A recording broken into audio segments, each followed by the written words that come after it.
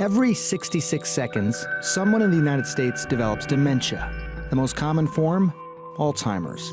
More than 5 million Americans are living with the disease right now, and that comes to a cost of more than $250 billion a year in terms of care. By 2050, that number is expected to explode to as many as 16 million Americans with Alzheimer's. And care? That's expected to reach $1 trillion.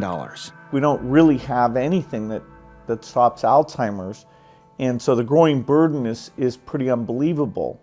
Well known for his philanthropy in the world of infectious disease, Bill Gates, for the first time, is investing $50 million of his own dollars into a noncommunicable disease. He will support the Dementia Discovery Fund, a public-private collaboration that helps new avenues of research, ideas that may have a hard time otherwise getting funded. Should the word cure be used with Alzheimer's? It's probably setting a high bar. At first, we probably should say treatment. And any type of treatment would be a huge advance, from where we are today. So yes, I believe there's a solution. Deep inside the brain, billions of cells work to create memories by sending messages through a neural highway. Electrical signals passing through junctions called synapses, where chemicals called neurotransmitters leap across the gap, carrying the message to more and more neurons.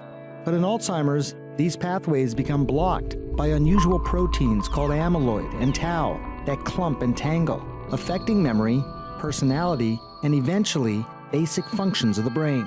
Now there are people who are looking at the glial cells that are the immune system of the brain. People are looking at the idea that your cells just run out of energy, that the energy engine, the mitochondria, over the period of your life get broken down. So a lot of great science going on.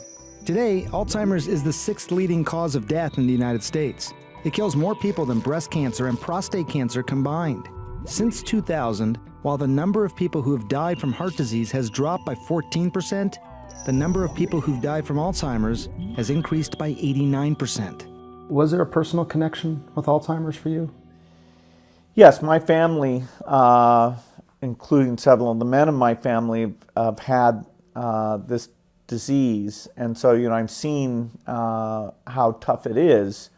That's not my sole motivation, but it certainly drew me in. Do you worry about this for yourself, Alzheimer's disease? Anything that where my mind would deteriorate, I have to say I would be disappointed that, thinking about complex problems, and I hope I can live a long time without those limitations. Do you do anything differently now that you've been focused on Alzheimer's with your own life in terms of warding off any kind of cognitive decline? Well, the recommendations that are beneficial beyond Alzheimer's are lots of exercise. I go to a trainer, play tennis, and mental engagement. And, if that's helpful, my job's perfect because I'm always trying to learn new things and meeting with people who are explaining things to me.